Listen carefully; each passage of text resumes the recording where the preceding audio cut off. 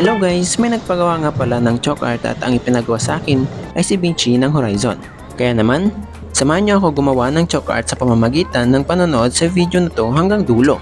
Let's go! Dahil medyo makulimlim nga guys at parang hindi magandang panahon kaya naisipan kong magpatulong sa mga kapwa nating chalk artist. At para mabilis itong matapos bago pumatak ang ulan. Ito si Stephen o mas kilalang si Art of Azra. Siya ay tropa nating chalk artist dito sa Session Road. At ito naman si Francis Ash, ang isang mabilis na chalk artist dito sa Session Road. Silang dalawa nga pala guys ay gumagawa din ng realistic portrait. At ako naman si Benj. Wala lang.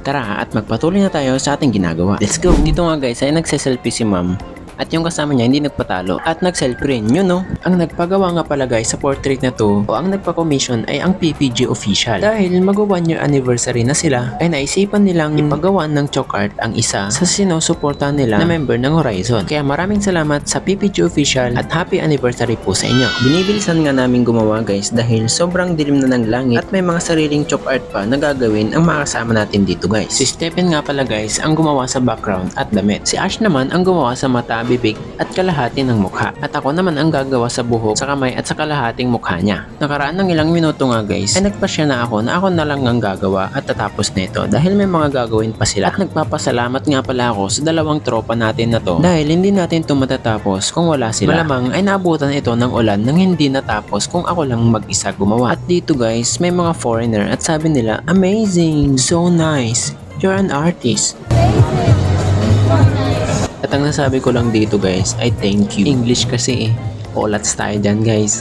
Charot, for the go.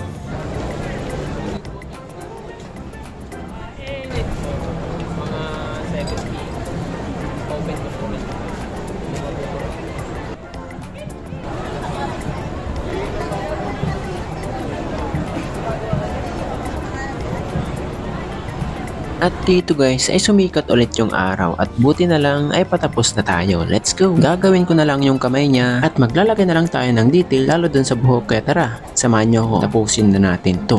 Let's go! At kung nakarating ka nga sa parte ng video na to guys ay i-comment mo kung sino ang susunod natin gagawin at kung taga saan ka para alam ko naman kung saan nakakarating ang ating video. At ayun sa wakas natapos na nga natin siya guys. At malapit na rin pumatak yung ulan. So paano ba yan? Kita-kita ulit tayo sa next na chalk art. See you again next week. Bye! Salamat sa panonood!